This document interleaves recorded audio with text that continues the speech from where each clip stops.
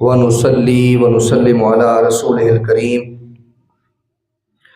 قال الله تبارك وتعالى في القرآن المجيد والفرقان الحميد. أما بعد فأعوذ بالله من الشيطان الرجيم. بسم الله الرحمن الرحيم. يا أيها الذين آمنوا اذا نودي للصلاة من يوم الجمعة فاسعوا الى ذکر اللہ وذروا البیع. آمنت باللہ صدق اللہ العظیم وصدق رسولہ النبی الکریم الامین. ان اللہ وملائکتہ یصلون علی النبی یا ایہا الذین آمنوا صلوا علیہ وسلموا تسلیما. بآواز بلند الصلاۃ والسلام علیک یا سیدی یا رسول اللہ وعلی آلک واصحابک یا سیدی یا حبیب اللہ. الصلاۃ والسلام علیک یا سیدی یا نبی اللہ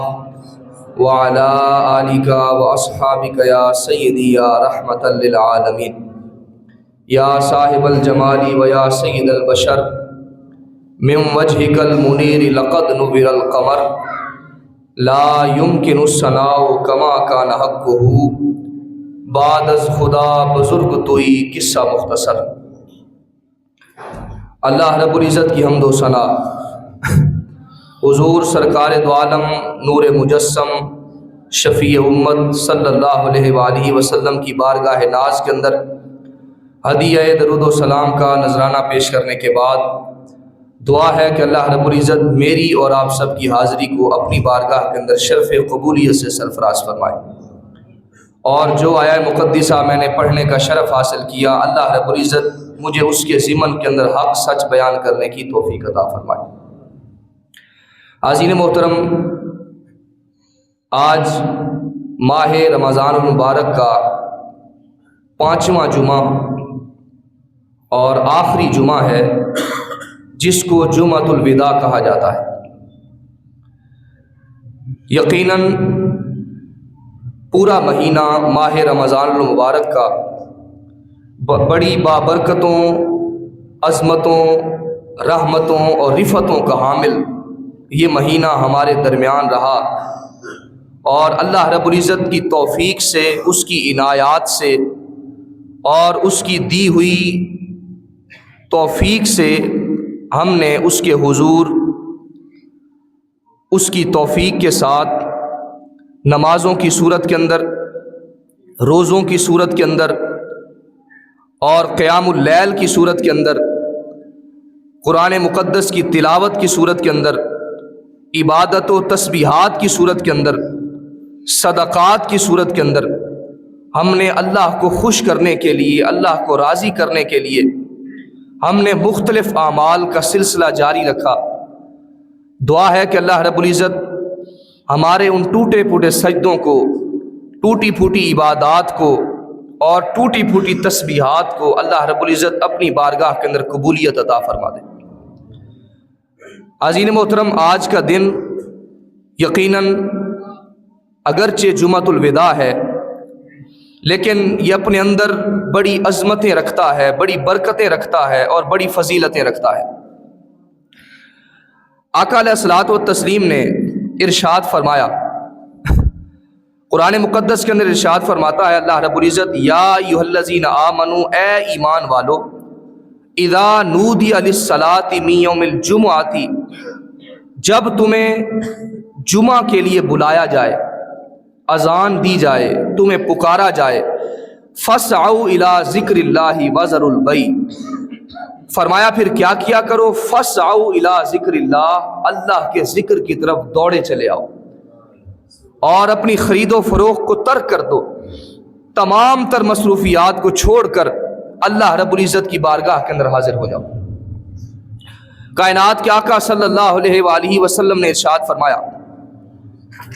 فرمایا کہ تمام دنوں کے اندر جو سب سے بہترین دن ہے وہ جمعہ کا دن ہے. فرمایا یہ جمعہ کا دن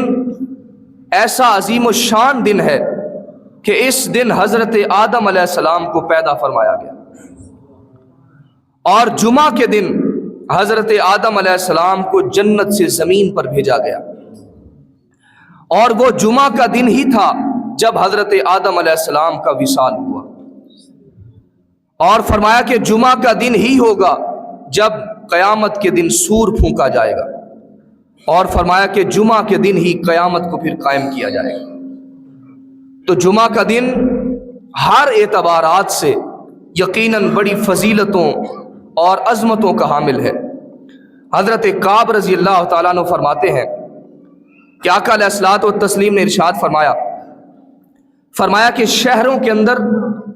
مکہ المکرمہ یہ سب سے زیادہ فضیلت والا ہے۔ عزیز محترم، یہاں پر عاشقوں کا انداز وہ نرالا ہوتا ہے۔ اللہ رب العزت فرماتا ہے لا اقسم بہذا البلد وانت حل بہذا البلد، محبوب شہر مکہ کی قسم یاد کرتا ہوں، اس لیے نہیں کہ کعبۃ اللہ ہے، اس لیے نہیں کہ صفا مروہ ہے،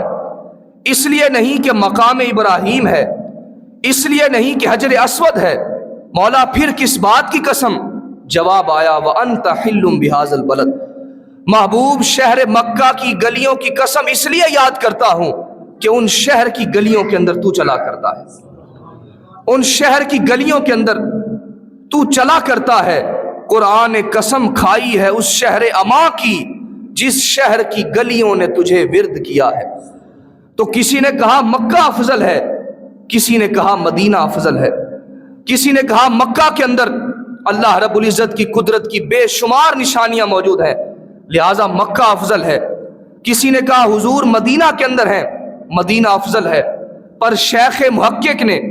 مسئلہ حل فرما دیا، کہا جب تک حضور مکہ میں تھے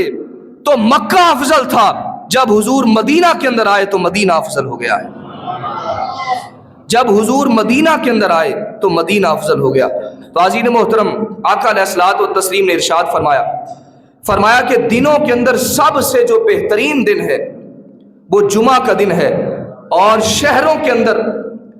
سب سے جو عظمت والا دن ہے فرمایا وہ مکہ افضل ہے۔ اور اسی طرح فرمایا مہینوں کے اندر جس کو زیادہ اللہ رب العزت نے فضیلت اور مرتبہ عطا فرمایا وہ ماہ رمضان المبارک ہے، اور راتوں کے اندر اللہ رب العزت نے جس کو فضیلت عطا فرمائی وہ لیلۃ القدر کی رات ہے، اور دنوں کے اندر اللہ رب العزت نے جس کو فضیلت عطا فرمائی وہ جمعہ کا دن ہے۔ تو گویا جمعہ کو احادیث مبارکہ کے اندر سید الایام کہا گیا، جس طرح شہر رمضان کو سید الشہور کہا گیا یعنی تمام مہینوں کا سردار ہے، اسی طرح جمعۃ المبارک تمام دنوں کا سردار ہے، اس کو سید الایام کہا گیا۔ عزیز محترم، حدیث مبارکہ کے اندر آتا ہے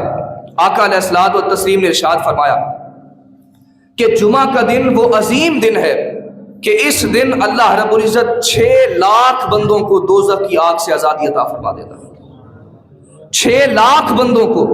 دوزخ سے چھٹکارا عطا فرما دیا کرتا ہے۔ اور اسی طرح ایک اور حدیث مبارکہ کے اندر آتا ہے آقا علیہ الصلوۃ والتسلیم نے ارشاد فرمایا جو شخص جمعہ کو یا پھر جمعہ کی رات کو فوت ہو جاتا ہے، جو شخص جمعہ کو یا پھر جمعہ کی رات کو فوت ہو جاتا ہے اللہ رب العزت اس کو ایک شہید کا اجر اس کے نامہ اعمال کے اندر لکھ دیا کرتا ہے، ایک شہید کا اس کو ثواب دیا جاتا ہے، اور دوسرے نمبر پر اس کو عذاب قبر سے محفوظ کر دیا جاتا ہے۔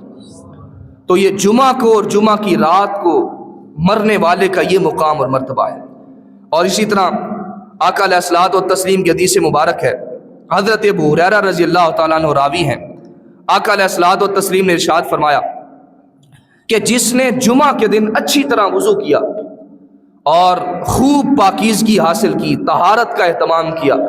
صفائی ستھرائی کا اہتمام کیا، اور وہ مسجد کے اندر آیا اور اس نے جمعہ کی نماز کو ادا کیا، اللہ رب العزت اس بندے پر یہ کرم فرماتا ہے کہ پچھلے جمعہ سے لے کر اگلے جمعہ تک سارے صغیرہ گناہوں کو معاف فرما دیا کرتا ہے۔ اور یہاں تک حدیث مبارکہ ختم نہیں ہوتی، آقا علیہ الصلوۃ والتسلیم نے فرمایا کہ پھر اس جمعہ سے آگے 3 دن اللہ رب العزت مزید اس کے گناہوں کو معاف فرما دیا کرتا ہے۔ ابھی جو 3 دن آئے نہیں ہیں، آنے والے ہیں، گویا پچھلے جمعہ سے لے کر اگلے جمعہ تک اور مزید 3 دن اگر اس کے اندر شامل کر لیے جائیں، گویا 10 دن کے اللہ رب العزت صغیرہ گناہوں کی معافی عطا فرما دیا کرتا ہے۔ تو عزیز محترم، یہ جمعہ کا دن بڑی عظمتوں رفتوں والا عمل ہے، اور اس دن حدیث پاک کے اندر آتا ہے کہ اس پورے دن کے اندر ایک گھڑی ایسی آتی ہے، ایک ساتھ ایک لمحہ ایسا آتا ہے کہ اس وقت اگر کوئی شخص کوئی بھی دعا کرتا ہے، اللہ رب العزت اس کی دعا کو قبول فرمایا کرتا ہے۔ بعضوں نے کہا کہ وہ گھڑی دونوں خطبوں کے درمیان ہوتی ہے، بعضوں نے کہا کہ وہ گھڑی مغرب کی نماز سے کچھ دیر پہلے ہوتی ہے۔ گویا اس کے اندر مختلف آراء، مختلف اقوال ملتے ہیں، لیکن لب لباب یہ ہے کہ جمعہ کا جو دن ہے وہ پورے کا پورا دن عظمتوں کا حامل ہے، رفتوں کا حامل ہے، اور اللہ رب العزت اس کو بڑی بلندیاں اور رفتیں عطا فرمائی ہیں۔ لہذا جو بھی شخص اس دن کو عبادت کرتا ہے، اور آقا علیہ الصلوۃ والتسلیم نے ارشاد فرمایا کہ جمعہ کے دن مجھ پر کثرت سے درود پاک بھیجا کر، تمہارا درود پاک پڑھنا مجھ پر پیش کیا جاتا ہے۔ صحابہ کرام نے عرض کیا، یا رسول اللہ صلی اللہ علیہ وسلم، یا حبیب اللہ، آپ جب وصال فرما جائیں گے تو کیا اس وقت آپ کا جسم اطہر خاک کے اندر مل جائے گا؟ تو کیا تب بھی آپ پر درود پاک بھیجا جائے گا، پیش کیا جائے گا؟ کائنات کے آقا صلی اللہ علیہ وآلہ وسلم نے ارشاد فرمایا کہ اللہ رب العزت نے زمین پر اور مٹی پر اس چیز کو حرام فرما دیا ہے کہ وہ انبیاء کے جسموں کو کھائے، لہذا زمین اور مٹی انبیاء کے جسموں کو نہیں کھا سکتی۔ اعلیٰ حضرت رحمت اللہ تعالیٰ علیہ اسی موقع پر بولے، آپ کہتے ہیں تو زندہ ہے واللہ، تو زندہ ہے واللہ، میری چشم عالم سے چھپ جانے والے۔ تو آقا علیہ الصلوۃ والتسلیم آج بھی اپنی قبر انور کے اندر زندہ و جاوید ہیں، ان کا فیض جس طرح ابو بکر و عمر کو ملتا تھا، آج بھی ان کا فیض اسی طرح بڑھ رہا ہے، لیکن یہ پردہ ہماری آنکھوں کا ہے، اور اگر پردہ اٹھ جائے تو یقیناً آج بھی بلا حجاب اپنے غلاموں کو اپنا دیدار عطا فرمایا کرتے ہیں۔ عزیز محترم، اسی طرح آقا علیہ الصلوۃ والتسلیم نے ارشاد فرمایا، بعض لوگ جمعہ کی بھی ناقدری کرتے ہیں، اور جمعہ کے دن بھی وہ اہتمام کے ساتھ مسجد کے اندر نہیں تشریف لاتے، اور بعض لوگ تو میں نے ایسے بھی دیکھے ہیں جو جمعہ کو چھوڑ دیتے ہیں، کوئی ان کو پرواہ نہیں ہوتی، کوئی پریشانی نہیں ہوتی۔ آقا علیہ الصلوۃ والتسلیم نے ارشاد فرمایا لوگ جمعہ چھوڑنے سے باز آ جائیں۔ اگر کوئی شخص کم از کم 3 جمعے ترک کر دیتا ہے، 3 جمعے چھوڑ دیا کرتا ہے، اللہ رب العزت اس کے دل پر غفلت کی مہر لگا دیا کرتا ہے، پھر وہ غافل ہو جاتا ہے، بے خبر ہو جاتا ہے، اور اس پر تبلیغ اثر نہیں کرتی، واعظ و نصیحت اثر نہیں کرتی۔ لہٰذا جمعہ یقیناً اس کی بڑی اہمیت ہے، اور اس کو اہتمام کے ساتھ، مسلمانوں کی عید کا دن ہے، اس کو اہتمام کے ساتھ جو ہے وہ ادا کیا جانا چاہیے۔ عزیز محترم، آخری حدیث مبارک جمعہ کی اہمیت کے حوالہ سے بخاری شریف کی حدیث مبارک ہے۔ حضور علیہ الصلوۃ والتسلیم نے ارشاد فرمایا کہ جمعہ کے دن فرشتے رجسٹر لے کر، اور مسجد کے دروازے پر فرشتے بیٹھ جایا کرتے ہیں۔ آپ کی توجہ چاہوں گا، رجسٹر کو لے کر مسجد کے دروازے پر بیٹھ جاتے ہیں، اور جو شخص سب سے پہلے آتا ہے فرشتے اس کا نام اس رجسٹر کے اندر درج کر دیا کرتے ہیں، پھر جو اس کے بعد آتا ہے فرشتے اس کا نام لکھ لیتے ہیں، حتیٰ کہ جو شخص جس وقت آتا ہے فرشتے اس کا نام جو ہے وہ لکھتے جاتے ہیں۔ تو کیا ہم یہ گوارا کر لیں گے کہ اللہ رب العزت کی بارگاہ کے اندر جب لسٹ پیش کی جائے، جب وہ رجسٹر پیش کیا جائے اور ہمارا نام سب سے آخر کے اندر لکھا ہوا؟ یقیناً بندہ مومن اگر یہ تقاضا کرے، یہ سوچے، تو اس کا ایمان کبھی بھی گوارا نہیں کرے گا۔ اور فرشتے وہ نام لکھتے ہیں اور نام لکھتے رہتے ہیں۔ جب امام اپنے گھر سے نکلتا ہے خطبہ کے لیے تو وہ فرشتے اپنے رجسٹروں کو سمیٹ لیتے ہیں، بند کر لیتے ہیں، اور امام کا خطبہ سننے کے لیے بیٹھ جاتے ہیں۔ اب اللہ رب العزت کا یہ فضل ہے کہ اللہ رب العزت نے اس مسند والے کو، اس منبر و محراب والے کو اللہ رب العزت نے یہ مقام عطا فرمایا ہے کہ جب وہ گفتگو کرتا ہے تو اس کی گفتگو فرشتے بھی سماعت کیا کرتے ہیں، فرشتے بھی اس کو سنا کرتے ہیں، اور وہ فرشتے ہمتن گوش ہو کر امام کا خطبہ سنتے ہیں۔ لہٰذا یہاں سے ایک بات اور بھی پتہ چلتی ہے کہ امام کا خطبہ وہ خاموشی کے ساتھ، توجہ کے ساتھ، یکسوئی کے ساتھ جو ہے وہ سنا جانا چاہیے۔ اگر کوئی شخص خطبے کے دوران باتیں کرتا ہے اور کھیل کود کے اندر مصروف رہتا ہے، آپس کے اندر خوش گپیوں کے اندر مصروف رہتا ہے، فرمایا ایسا شخص جو خطبے کے دوران بات کرتا ہے گویا اس نے گناہ کا ارتکاب کیا ہے۔ گویا خطبہ سننا یہ ہر ایک پر واجب ہو جاتا ہے۔ اور یہاں تک فرمایا گیا، کہا دو اشخاص جب باتیں کر رہے ہوتے ہیں، تیسرا شخص جب ان کو منع کرتا ہے، فرمایا کہ وہ شخص بھی بیکار بات کر رہا ہوتا ہے۔ تو گویا خطبے کے اندر توجہ کے ساتھ، یکسوئی کے ساتھ، ہمتن گوش ہو کر جو ہے وہ خطبہ جو ہے وہ جمعہ کا سننا چاہیے۔ یہ ہر سننے والے پر واجب ہو جاتا ہے۔ حضرین محترم، وہ فرشتے ان رجسٹر کو سمیٹ لیتے ہیں اور امام کا خطبہ سنتے ہیں، اور پھر آقا علیہ الصلوۃ والتسلیم نے فرمایا جو شخص جمعہ کے دن سب سے پہلے آتا ہے، سب سے پہلے مسجد کے اندر داخل ہوتا ہے، اللہ رب العزت اس بندے کو ایک اونٹ صدقہ کرنے کا ثواب عطا فرماتا ہے۔ اور پھر جو اس کے بعد آتا ہے، اللہ رب العزت اس بندے کو ایک گائے صدقہ کرنے کا ثواب عطا فرماتا ہے۔ پھر جو اس کے بعد حاضر ہوتا ہے، اللہ رب العزت اس کو ایک مینڈھا ذبح کرنے کا اور صدقہ کرنے کا ثواب عطا فرماتا ہے۔ پھر جو اس کے بعد حاضر ہوتا ہے، اللہ رب العزت اس کو ایک مرغی صدقہ کرنے کا ثواب عطا فرماتا ہے۔ اور پھر جو اس کے بعد حاضر ہوتا ہے، اللہ رب العزت اس کو ایک انڈا صدقہ کرنے کا ثواب عطا فرماتا ہے۔ گویا یہ مبارک دن ہے، بابرکت دن ہے، جتنا جلدی آئیں گے اللہ رب العزت کی رحمتوں سے اتنا مستفیض ہو جائیں گے۔ جو دیر سے آئے گا اور دیر کرتا جائے گا یقیناً اتنا ثواب سے محروم ہوتا چلا جائے گا۔ تو عزیز محترم، یہ جمعہ کا دن سید الایام ہے اور تمام دنوں کا سردار ہے۔ اس دن اللہ رب العزت کی رحمتیں اپنے بندے کی طرف متوجہ ہوتی ہیں، اور ہر وقت اللہ رب العزت کی رحمتیں اپنے بندے کو آوازیں دیتی رہتی ہیں۔ لہٰذا یہ دن تمام تر مصروفیات کو چھوڑ کر، تمام تر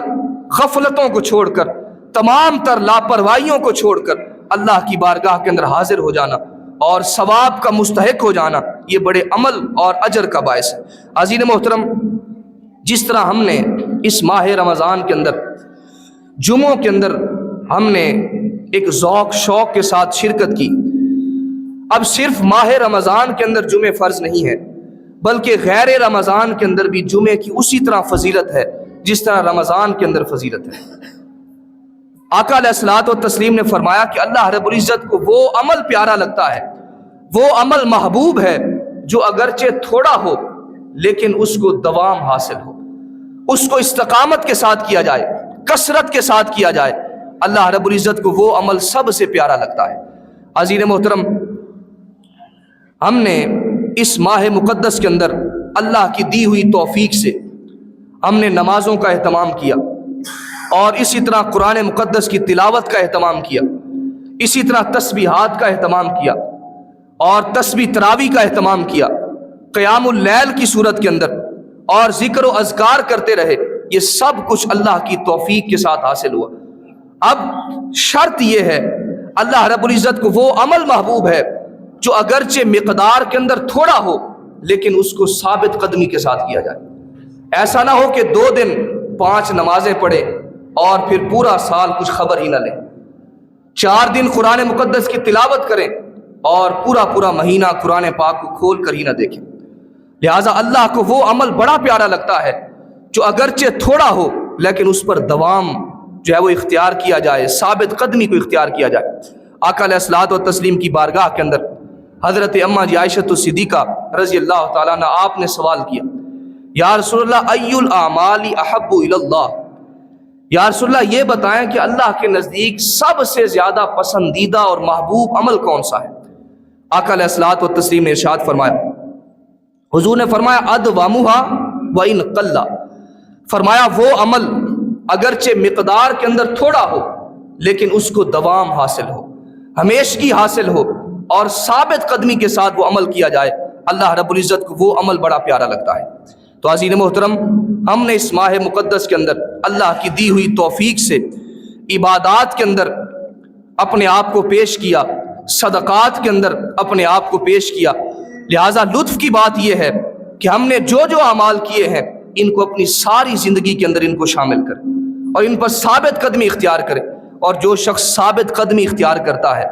اور کسی عمل پر دوام پکڑتا ہے اس کو اللہ رب العزت انعام کیا دیتا ہے؟ سنیے، فرمایا ان الذین قالوا ربنا اللہ، بے شک جن لوگوں نے کہا کہ ہمارا رب اللہ ہے، ثم استقاموا، پھر اس پر ڈٹ گئے، ثابت قدم ہو گئے اور اس پر انہوں نے دوام پکڑ لیا، فرمایا تتنزل علیہم الملائکۃ الا تخافوا ولا تحزنوا، اللہ رب العزت ان پر فرشتوں کو نازل فرمایا کرتا ہے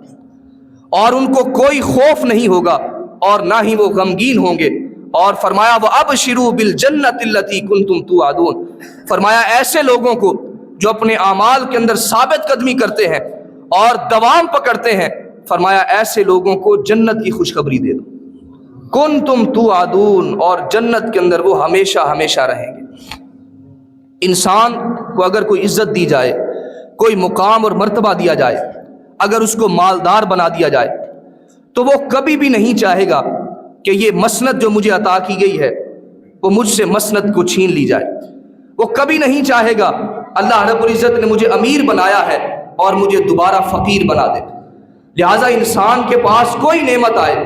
انسان کبھی بھی یہ خواہش نہیں کرتا کہ یہ نعمت مجھ سے زائل ہو جائے، اور اسی طرح یہ انسان کی فطرت ہے۔ اب اللہ رب العزت نے جہاں پر بھی قرآن مقدس کے اندر جنت کا ذکر فرمایا اور جنت کا وعدہ کیا، وہاں پر اللہ رب العزت نے ساتھ ہمیشگی کا بھی وعدہ فرمایا ہے کہ اس جنت کے اندر جو شخص داخل ہو جائے گا وہ کبھی بھی اس سے باہر نہیں نکالا جائے گا۔ تو عزیز محترم، اپنے عمل کے اندر ثابت قدمی اور اپنے عمل کے اندر دوام، اس بات کو بھی ہم نے پیش نظر رکھنا ہے۔ ہم نے جو جو اعمال کیے اس ماہ مقدس کے اندر اللہ کی دی ہوئی توفیق سے، 5 وقت کی نماز ہو، وہ چاہے کچھ بھی ہو، ہم نے اس کو ساری زندگی کے اندر اپنے ساتھ شامل رکھنا ہے۔ اور اسی طرح اگر کوئی شخص استقامت کو ترک کرتا ہے، ثابت قدمی کو ترک کرتا ہے، کائنات کے آقا صلی اللہ علیہ وآلہ وسلم نے حضرت عبداللہ بن عمر رضی اللہ تعالیٰ عنہ سے فرمایا، عبداللہ، کہا اس شخص کی طرح نہ ہو جانا جو شخص رات کو قیام کیا کرتا تھا، لمبے لمبے قیام کرتا تھا اور اللہ کی عبادت کرتا تھا، لیکن ایک وقت آیا اور اس نے اس قیام اللیل کو ترک کر دیا۔ گویا آقا علیہ الصلوۃ والتسلیم بھی اس بات کا حکم فرماتے ہیں، پسند فرماتے ہیں کہ عمل اگرچہ تھوڑا ہو لیکن اس کو ہمیشگی کے ساتھ کیا جائے۔ حاضرین محترم، اسی طرح آقا علیہ الصلوۃ والتسلیم نے ہر موقع پر امت کی رہنمائی فرمائی، اور آج کا دن یقیناً بڑا بابرکت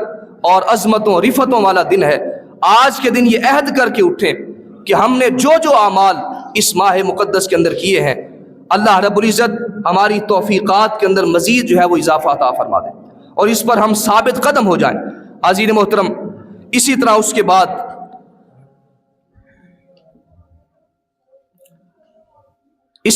بعد 2-3 باتیں۔ پہلی بات یہ ہے کہ اللہ رب العزت نے اس ماہ مقدس کے اندر جو جو ہمیں توفیقات عطا فرمائیں وہ عبادت کی صورت کے اندر تھی، ہمیں اس پر شکر ادا کرنا چاہیے۔ یقیناً میں ایسے گھرانوں کو جانتا ہوں، آپ بھی جانتے ہوں گے، جن کے گھر ماہ رمضان المبارک کی پر نور ساعتیں کچھ خبر نہیں ہے کب رمضان آیا اور کب گزر گیا۔ انہوں نے روزے بھی نہیں رکھے، نماز بھی نہیں پڑھی، اور اسی طرح معمول جس طرح پہلے ان کی زندگی گزر رہی تھی اسی طرح وہ اپنی زندگی کو بسر کرتے چلے آئے۔ لہٰذا اللہ کا اس بات پر شکر ادا کریں کہ اللہ رب العزت نے آپ کو ان لوگوں کے اندر شامل نہیں کیا جنہوں نے اس ماہ مقدس کو غفلتوں کے اندر گزار دیا ہے۔ اللہ کا اس بات پر شکر ادا کریں کہ اس نے ایسے لوگوں کے اندر، ایسے خاندان کے اندر اللہ رب العزت نے ہمیں پیدا فرمایا ہے اور ایسے خاندان کی معیت عطا فرمائی ہے کہ جس کے اندر ماہ رمضان المبارک کا کچھ نہ کچھ صحیح اہتمام ضرور کیا جاتا ہے، وہ عبادت کی صورت کے اندر ہو، وہ اطاعت الہی کی صورت کے اندر ہو، وہ تسبیحات و ذکر کی صورت کے اندر ہو۔ لہٰذا اس بات پر کبھی بھی ناشکری نہ کریں۔ آپ نے دیکھا ہوگا کہ لوگ عبادت کی ناقدری کرتے ہوئے نظر آتے ہیں۔ وہ کہتے ہیں کہ ہماری کیا عبادت ہے، کیا ہماری نمازیں ہیں، ہم تو ٹکریں ہی مارتے ہیں، ہمارے کیا روزے ہیں، ہم تو ایسے بھوک ہی برداشت کرتے رہے۔ حاضرین محترم، یہ عبادت کی ناقدری ہے، یہ ناشکری ہے، بلکہ اللہ رب العزت کی بارگاہ کے اندر ہم پیش تو ہوئے ہیں، اس نے توفیق تو عطا فرمائی ہے۔ یہ وہ سجدہ ہے کہ ہم اس کے حضور ہم نے سجود کیے ہیں، یہ وہ سجدہ ہے کہ وہ ایک سجدہ جسے تو گراں سمجھتا ہے، وہ ایک سجدہ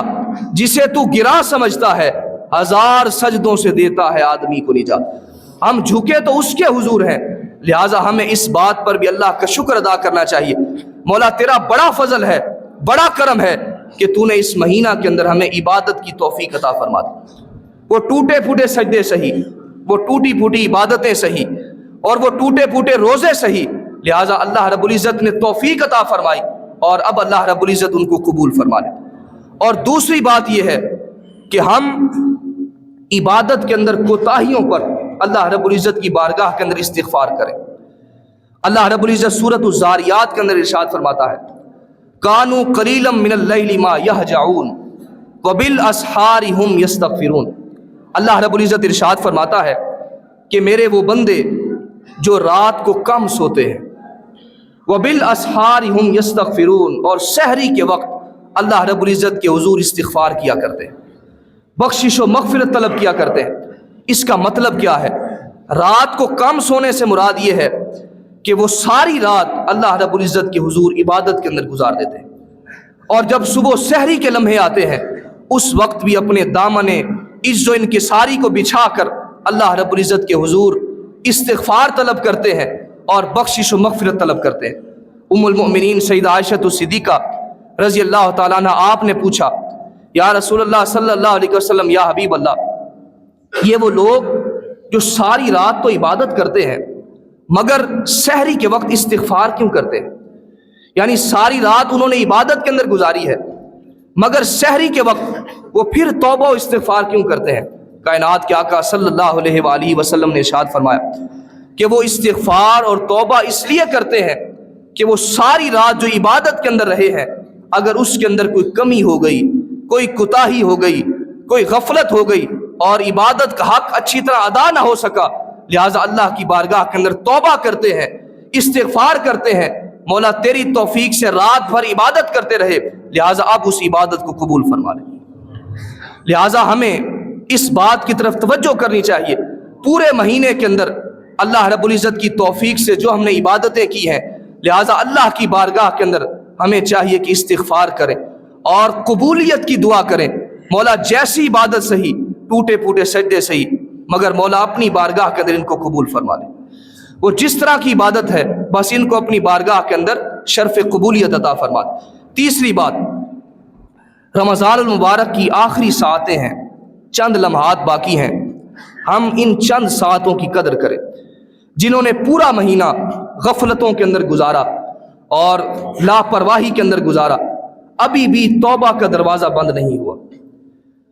اس کی رحمت ابھی بھی آوازیں دے رہی ہے اور اپنے بندے کو اپنی طرف بلا رہی ہے، اور اس کی رحمت ابھی بھی اپنے بازو پھیلائے اپنے بندے کو اپنی طرف بلا رہی ہے۔ یا ایھا الانسان ما غرک بربک الکریم، اللہ رب العزت فرماتا ہے، انسان تجھے اس کریم رب سے کس چیز نے دھوکے کے اندر ڈال دیا ہے؟ پلٹ آ، واپس آ جا، تیرا رب بڑا ہی کرم فرمانے والا ہے۔ ابھی بھی اگر پورا مہینہ غفلتوں کے اندر گزار دیا ہے، لاپرواہی کے اندر گزار دیا ہے، لہٰذا آپ سے گزارش ہے کہ ابھی بھی توبہ کا دروازہ بند نہیں ہوا، اس کی رحمت ابھی بھی آواز دے رہی ہے، ابھی بھی اس کی بارگاہ کی طرف رجوع کر لیا جائے، وہ ابھی بھی معاف کرنے کے لیے تیار ہے، ابھی بھی اس کی رحمت اپنے بندے کو آغوش کے اندر لینے کے لیے تیار ہے۔ حاضرین محترم، مولانا جلال الدین رومی رحمۃ اللہ تعالی علیہ، آپ نے اس اللہ کی آواز کو، اس کی رحمت کی پکار کو اپنے چند مصروں کے اندر بیان کیا۔ آپ فرماتے ہیں، باز آ باز آ ہر آنچ ہستی باز آ، باز آ مطلب واپس آ جا، پلٹ آ، باز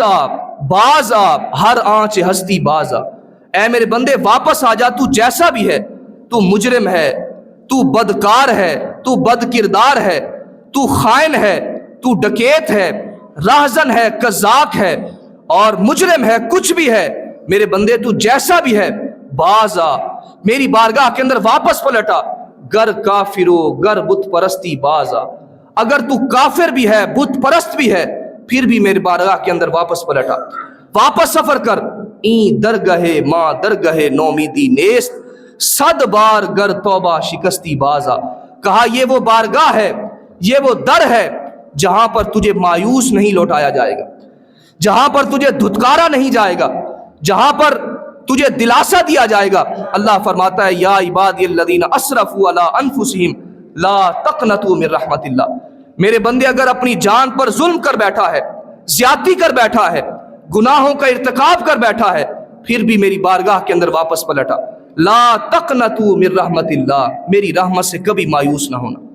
لہذا باز آ ہر آنچ ہستی باز آ، گر کافرو گر بت پرستی باز آ، این درگاہ ماں درگاہ نومیدی نیست، 100 بار گر توبہ شکستی باز آ، میرے بندے تو جیسا بھی ہے، اگر تو 1 مرتبہ توبہ توڑ چکا ہے، 2 مرتبہ توڑ چکا ہے، 50 مرتبہ توڑ چکا ہے، کوئی بات نہیں، 100 مرتبہ توبہ توڑ چکا ہے، پھر بھی میری بارگاہ کے اندر واپس آ جا، تیرا رب بڑا ہی کرم فرمانے والا ہے، بڑا ہی رحم فرمانے والا ہے۔ لہٰذا ابھی بھی سر سے پانی نہیں گزرا اور ابھی بھی ساعتیں باقی ہیں اور اس کی رحمتیں ابھی بھی آوازیں دے رہی ہیں۔ عزیز محترم، وہ کسی بزرگ کو کسی نے دیکھا کہ بازار کے اندر رو رہا تھا، یہ بات پر توجہ چاہوں گا، وہ بزرگ بازار کے اندر رو رہا تھا اور دوسرے دن اسی بزرگ کو دیکھا گیا کہ قبرستان کے اندر رو رہا ہے۔ کسی نے کہا بابا جی ماجرا کیا ہے، بازاروں کے اندر بھی روتے ہو اور قبرستانوں کے اندر بھی روتے ہو، وجہ کیا ہے؟ رونے کی وجہ سمجھ نہیں آتی۔ وہ بابا جی کہنے لگے کہ اس دن میں کھڑا بازار کے اندر اس لیے رو رہا تھا کہ وہ مانتا تھا مگر یہ لوگ نہیں مانتے تھے، اور میں چاہتا تھا کہ ان کی صلح کرا دو، لہٰذا اس لیے رو رہا تھا کہ وہ ماننے کے لیے تیار تھا مگر یہ ماننے کے لیے تیار نہیں تھے، اور اب قبرستان کے اندر اس لیے رو رہا ہوں کہ اب یہاں پر یہ لوگ مانتے ہیں، قبروں والے مانتے ہیں، لیکن اب وہ ماننے کے لیے تیار نہیں ہے۔ لہٰذا قبل اس سے کہ وہ وقت آئے اور کوئی حجت باقی نہ رہے اور موت کی آغوش کے اندر ہم چلے جائیں، لہذا اس سے پہلے اگر توفیق ہو جائے، ہدایت ہو جائے تو کوشش کیجئے اللہ کی بارگاہ کے اندر دوبارہ سفر کیجئے اور اپنے کیے پر ندامت کا اظہار کیجئے، شرمندگی کا اظہار کیجئے اور اللہ کی بارگاہ کے اندر خالصتاً پکی توبہ کیجئے۔ یا ایھا الذین آمنوا توبوا الی اللہ توبۃ نصوحا، اللہ رب العزت فرماتا ہے میرے بندو، میرے ایمان والو، میری بارگاہ کے اندر خالصتاً پکی توبہ کرو۔ اور حضور نے فرمایا التائب من الذنب کمن لا ذنب لہ، فرمایا گناہوں سے توبہ کرنے والا ایسا ہی ہے گویا اس نے کبھی گناہ کیا ہی نہیں ہے۔ تو اس کی رحمت ابھی بھی وسیع ہے، رحمتی وسعت کل شیء، ہر چیز پر اس کی رحمت وسعت رکھنے والی ہے، لہٰذا ابھی بھی وقت نہیں گزرا، ساعتیں باقی ہیں، لمحات باقی ہیں، پورا مہینہ اگر لاپرواہی کے اندر گزر گیا ہے، ابھی بھی اس کی رحمت بے تاب ہے اور اپنے بندے کو اپنی آغوش کے اندر لینے کے لیے حاضر ہے، اور یہ جو دیر ہے یہ ہماری طرف سے ہے، اس کی طرف سے کوئی دیر نہیں ہے۔ عزیز محترم، اسی طرح یہ جو آج کی رات ہے جس کو چاند رات کہا جاتا ہے، اس کو احادیث مبارکہ کے اندر لیلۃ الجائزہ کہا جائے گا۔ لیلۃ الجائزہ سے مراد یہ ہے کہ انعام کی رات، بخشش و مغفرت کی رات، اجرت کی رات، مزدوری کی رات۔ مزدور سارا دن مزدوری کرتا ہے اور شام کو اس کو اجرت دی جاتی ہے، اور کوئی شخص کسی کو ہفتے بھر مزدوری دی جاتی ہے، کسی کو مہینے کے بعد اجرت دی جاتی ہے، اور یہاں پر اللہ رب العزت اس رات کو اپنے عبادت کرنے والوں کو، اپنے نیکوکاروں کو اور اپنے ان بندوں کو جو اس کی بارگاہ کی طرف سفر کرتے ہیں، رجوع کرتے ہیں، اللہ رب العزت ان بندوں کو ان رات کے اندر بخشش و مغفرت کا پروانہ عطا فرماتا ہے۔ کئی لوگ ہوں گے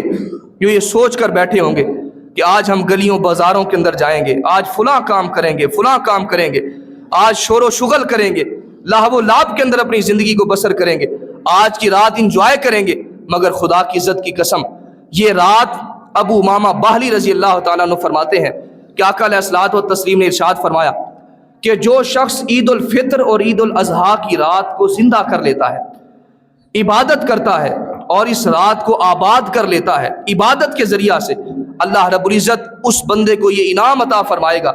کہ جب تمام لوگوں کے دل مردہ ہو جائیں گے، اللہ رب العزت اس دن اس بندے کے دل کو زندگی عطا فرمائے گا، اس بندے کے دل کو جلا عطا فرمائے گا، زندگی عطا فرمائے گا۔ لہٰذا یہ رات اجرت پانے کی رات ہے، بخشش و مغفرت کی رات ہے، رحمتوں کی رات ہے، اور اس کو لائلۃ الجائزہ کہا گیا ہے۔ لہٰذا اللہ رب العزت کی بارگاہ کے اندر اس قدر غافل ہو کر ہمیں یہ رات کو بسر نہیں کرنا، بلکہ اللہ کی یاد کے اندر، اس کی عبادت کے اندر اور اس کی خوشنودی کے لیے، اس کی رضا کے لیے ہم نے اس رات بھی قیام کرنا ہے، تاکہ ہم اجرت کو حاصل کر سکیں اور اللہ کی بارگاہ سے رحمتوں کو حاصل کر سکیں۔ عزیز محترم، اسی طرح چند باتیں صدقہ فطر کے حوالہ سے آپ حضرات کے سامنے ذکر کرنا تھی۔ حدیث مبارک کے اندر آتا ہے، ترمذی شریف کی حدیث مبارک ہے، کائنات کے آقا صلی اللہ علیہ وآلہ وسلم نے ارشاد فرمایا کہ مدینے کی گلیوں کے اندر ندا کر دی جائے، صدا کر دی جائے، اور مدینے کی گلیوں کے اندر اعلان کر دیا جائے کہ لوگوں صدقہ فطر تم پر واجب ہے۔ لہٰذا صدقہ فطر کی شرعی حیثیت ہے کہ یہ واجب ہے، یہ ادا کرنا ضروری ہے۔ اگر کوئی شخص ادا نہیں کرتا تو وہ گناہ گار ہوتا ہے، گناہ کا ارتکاب کرتا ہے۔ دوسری حدیث مبارک کے اندر آتا ہے، حضرت ابن عباس رضی اللہ تعالیٰ عنہ آپ اس کی حکمت بیان کرتے ہیں، یہ ابن ماجہ کے اندر موجود ہے۔ آپ فرماتے ہیں کہ اس کا فائدہ یہ ہے، صدقہ فطر جو شخص ادا کرتا ہے، روزہ کے اندر اگر کوئی فحش بات، کوئی بیکار کام، کوئی لغویات، کوئی بیہودہ بات، کوئی کمی، کوئی کوتاہی اگر روزوں کے اندر رہ جاتی ہے، اللہ رب العزت اس صدقہ فطر کے ساتھ ان کوتاہیوں کو اللہ رب العزت معاف فرما دیا کرتا ہے۔ لہذا صدقہ فطر کا یہ فائدہ ہے کہ اس کے اندر جو بھی کوتاہی، غفلت روزوں کے اندر ہوئی، کوئی بیکار، کوئی فحش باتیں، اللہ رب العزت ان کو معافی عطا فرما دیا کرتا ہے۔ اور اسی طرح تیسری حدیث مبارک، دیلمی کی حدیث مبارک ہے، آقا علیہ الصلوۃ والتسلیم نے ارشاد فرمایا کہ روزہ زمین اور آسمان کے درمیان معلق رہتا ہے، لٹکا رہتا ہے، اور جب صدقہ فطر ادا کیا جاتا ہے تو وہ پھر اللہ رب العزت کی بارگاہ کے اندر اس کو پہنچا دیا جاتا ہے۔ لہٰذا صدقہ فطر ہر اس شخص پر واجب ہے جو شخص صاحب نصاب ہے۔ اب صاحب نصاب کسے کہتے ہیں؟ صاحب نصاب اس شخص کو کہتے ہیں جس کے پاس 7.5 تولہ سونا، یا پھر 52.5 تولہ چاندی، یا پھر اس کے پاس اتنا پیسہ موجود ہو جس کے ساتھ 52.5 تولہ چاندی خریدی جا سکتی ہے۔ اور چوتھے نمبر پر مال تجارت، ایسا مال اس کے پاس موجود ہو جو خالصتاً اس نے بیچنے کے لیے رکھا ہوا۔ اب یہ صاحب نصاب اسے کہیں گے جس کے پاس ان میں سے کوئی ایک چیز بھی موجود ہوگی، اس کو صاحب نصاب کہا جاتا ہے۔ اب زکوٰۃ کے اندر اگر کسی کے پاس ان چاروں چیزوں میں سے کوئی ایک چیز بھی موجود ہو، اس پر سال گزر جائے پھر زکوٰۃ لازم ہوتی ہے، لیکن صدقہ فطر کے اندر یہ سال گزرنا شرط نہیں ہوتا۔ صدقہ فطر کے اندر جو شخص عید الفطر کی صبح فجر کی نماز پا لیتا ہے اور اس کے پاس اس کی مقدار کے اندر مال موجود ہے، وہ چاہے سونے کی مقدار ہو، چاہے چاندی کی مقدار ہو، چاہے اس کے پاس روپیہ پیسہ ہو، چاہے اس کے پاس مال تجارت ہو، وہ کچھ بھی ہو، اور اگر اس کے پاس ضرورت سے زیادہ مال موجود ہے اور اس پر سال گزرنا شرط نہیں ہے، کوئی بھی شخص اس حال کے اندر عید الفطر کی صبح فجر کی نماز پا لیتا ہے، لہٰذا اس پر صدقہ فطر ادا کرنا واجب ہو جاتا ہے۔ اگر وہ شخص صدقہ فطر ادا نہیں کرتا تو وہ گناہ گار ہوتا ہے، واجب کو ترک کرنے کا وہ جو ہے ارتکاب کرتا ہے۔ عزیز محترم، اب وہ اپنا بھی صدقہ فطر ادا کرے گا، اگر اس کے زیر سایہ کفالت کے اندر اگر کوئی نابالغ بچے ہیں، وہ ان کا بھی جو ہے وہ صدقہ فطر ادا کرے گا۔ اب دیکھیں یہاں پر ایک بات اور بڑی قابل ذکر ہے کہ مرد شرعی احکام کا اپنا مکلف ہے اور عورت شرعی احکام کی اپنی مکلف ہے۔ اگر مرد کے اوپر صدقہ فطر واجب ہو چکا ہے، اب وہ اپنا ادا کرے گا، اگر وہ اپنی بیوی کی طرف سے بھی ادا کرنا چاہے ادا ہو جائے گا۔ اگر اس کی بیوی وہ خود مکلف ہو چکی ہے، صاحب نصاب ہے، اور اس کے پاس اتنا مال موجود ہے کہ وہ صاحب نصاب بنتی ہے، لہٰذا اب اگر کوئی شخص اپنی بیوی کی طرف سے ادا نہیں کرتا تو وہ گناہ گار نہیں ہوتا۔ شریعت اسلامیہ ہر ایک کو، ہر ذی روح کو اس پر اسلامی احکامات اسی پر ہی نافذ کرتی ہے اور ہر ایک شخص کو اپنا اپنا مکلف بناتی ہے، لہٰذا کسی کا گناہ کسی پر جو ہے وہ لازم نہیں کیا جاتا۔ حاضرین محترم، اسی طرح یہ صدقہ فطر کس کو دیا جائے؟ اس کے مصارف وہی ہیں جو زکوٰۃ کے مصارف ہیں۔ اللہ رب العزت نے فرمایا انما الصدقات للفقراء والمساکین والعاملین علیہا والمؤلفۃ قلوبہم وفی الرقاب والغارمین وفی سبیل اللہ وابن السبیل۔ اس کا سادہ سا اصول آپ کے سامنے رکھتا ہوں کہ آپ جس کی نسل میں سے ہیں آپ اس کو نہیں دے سکتے۔ مثلا آپ کا باپ ہے، آپ کا دادا ہے، آپ کا نانا ہے، آپ کا پردادا ہے، آپ کی دادی ہے، آپ کی نانی ہے، یعنی آپ اپنے اصول کو نہیں دے سکتے۔ آپ جن کی نسل میں سے ہیں آپ ان کو صدقہ فطر اور زکوٰۃ جو ہے وہ ان کو نہیں دے سکتے۔ اسی طرح جو آپ کی نسل میں سے ہیں، بیٹا بیٹی، پوتا پوتی، نواسا نواسی، آپ ان کو جو ہے وہ صدقہ فطر نہیں دے سکتے۔ اس کے علاوہ سید کو نہیں دیا جا سکتا، اس کے علاوہ صاحب نصاب کو نہیں دیا جا سکتا، اس کے علاوہ آپ جس کو چاہیں، کوئی ضرورت مند کو دیکھتے ہیں، کوئی محتاج کو دیکھتے ہیں، کوئی یتیم کو دیکھتے ہیں، کوئی طالب علم کو دیکھتے ہیں، کوئی بیوہ کو دیکھتے ہیں، تو اس کے علاوہ آپ جس کو دینا چاہیں، بس شرط یہ ہے کہ وہ صاحب نصاب نہیں ہونا چاہیے۔ لہٰذا آپ دیکھیے یہاں پر آپ اپنے بھائی کو بھی، اگر وہ غریب ہے، مستحق ہے، آپ اپنے بھائی کو بھی صدقہ فطر دے سکتے ہیں، اپنی بہن کو بھی دے سکتے ہیں، اور اسی طرح اپنے عزیز رشتہ دار جو آپ کے قربت والے ہیں آپ ان کو بھی دے سکتے ہیں۔ لہٰذا بس شرط یہ ہے کہ آپ جن کی نسل میں سے ہیں ان کو نہیں دے سکتے، اور جو آپ کی نسل میں سے ہیں آپ ان کو نہیں دے سکتے۔ اور حاضرین محترم، صدقہ فطر اگر گندم کے حساب سے دینا چاہیں تو اب موجودہ ریٹ کے مطابق 300 روپے یہ ایک صدقہ فطر کی مقدار ہے۔ اگر کوئی شخص گندم کے حساب سے دینا چاہتا ہے تو 300 روپے صدقہ فطر کی مقدار ہے، اور اس کو عید الفطر کی نماز سے پہلے پہلے اس کو جو ہے وہ ادا کر دیا جانا چاہیے، چونکہ اس کے اندر ایک تو آپ کی قبولیت کی علامت ہے، اللہ رب العزت آپ کی کمیوں کو، کوتاہیوں کو اس کے صدقہ سے معاف فرماتا ہے، اور دوسرے نمبر پر اس کے اندر غرباء کا فائدہ ہے، مستحقین کا فائدہ ہے کہ وہ لوگ بھی عید کی خوشیوں کے اندر شامل ہو جاتے ہیں، اور وہ لوگ بھی عید کی لذتوں کے اندر شامل ہو کر اپنی زندگی کو خوشگوار بنا لیتے ہیں۔ حاضرین محترم، اسی طرح عید الفطر کے چند آداب سماعت کیجیے۔ عید الفطر پہلے تو کوشش کریں کہ صبح فجر کی نماز با جماعت ادا کریں۔ عید الفطر کی جو نماز ہے وہ واجب ہے، ہم واجب کے لیے تو تگ و دو کرتے ہیں، کوشش کرتے ہیں، لیکن جو فرض نماز ہے، جو فجر کی نماز ہے، ہم اس کو چھوڑ دیتے ہیں۔ وہ بابا بلے شاہ رحمۃ اللہ تعالیٰ علیہ آپ نے کیا خوب کہا کہ فرض بھلائی بیٹھے ہو تے نفلہ نہیں تی جاندے ہو، دسو تے صحیح بلے شاہ نو کی کیتی جاندے ہو۔ تو ہم نے پہلے کوشش کرنی ہے کہ فجر کی نماز ہم نے وہ لازمی ادا کرنی ہے، مسجد کے اندر جماعت کے ساتھ فجر کی نماز جو ہے وہ ادا کرنی۔ اس کے بعد ہم نے اپنے جسم کی پاکیزگی کا احترام کرنا ہے، ناخن کو تراشنا ہے، اور اسی طرح ہم نے اپنے جسم کے اندر غیر ضروری بال، وہ بغلوں کے زیر ناف، ہم نے ان بالوں کی صفائی کرنی ہے۔ اس کے بعد غسل کا اہتمام کرنا ہے، اور اچھا لباس پہن کر، نیا لباس ہو تو بڑی اچھی بات ہے، لیکن صاف ستھرا لباس پہن کر، عمدہ لباس پہن کر، ہم کوئی میٹھی چیز کھا کر، آقا علیہ الصلوۃ والتسلیم کی سنت مبارکہ ہے، حضور میٹھی چیز تناول فرما کر عیدگاہ کے اندر، مسجد کے اندر تشریف لے آیا کرتے تھے، لہٰذا میٹھی چیز کھا کر عید سے پہلے تشریف لے آئیں۔ اور دوسری سنت یہ ہے کہ جس راستے سے آپ آئیں، جب آپ واپس عید پڑھ کے جائیں تو آپ اس راستے سے نہ جائیں بلکہ دوسرے راستے سے جائیں، لہٰذا اس بات کا بھی خیال رکھیں، اور عید سے پہلے پہلے کوئی میٹھی چیز کھا کر مسجد کے اندر آئیں، اور ذوق شوق کے ساتھ۔ اللہ رب العزت نے عید کا جو دن ہے بڑا بابرکت دن رکھا ہے۔ آپ صبح میں نے درس کے اندر ایک حدیث مبارکہ بیان کی تھی، آقا علیہ الصلوۃ والتسلیم نے فرمایا کہ جو عید کا دن ہے، جب گروہ مسلمین جب اپنے گھروں سے عید کے لیے نکلتا ہے تو فرشتے راستوں کے اندر کھڑے ہوتے ہیں اور ان کو سلام کہتے ہیں، اور کہتے ہیں گروہ مسلمین، تم نے پورا مہینہ اللہ کے حکموں کی بجا آوری کی، اللہ کی عبادت کی، اور اللہ کے حکموں کی تعمیل کے اندر پورا مہینہ تم نے گزارا ہے، صرف کیا ہے، لہٰذا آج تم مسجد کے اندر جا رہے ہو اور اللہ رب العزت کی رحمتیں تمہارا انتظار کر رہی ہیں۔ اور جب عید کی نماز پڑھنے کے بعد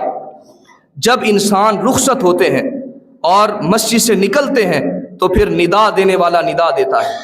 فرشتہ آواز دیتا ہے کہ اے گروہ مسلمین، آج جس نے بھی اللہ کی بارگاہ کے اندر عجز و نیاز پیش کی ہے، جس نے بھی اللہ کی بارگاہ کے اندر سجدہ کیا ہے، آج اللہ رب العزت نے تمام لوگوں کو بخش دیا ہے، تمام لوگوں کو بخشش و مغفرت کا پروانہ عطا فرما دیا ہے۔ تو عزیز محترم،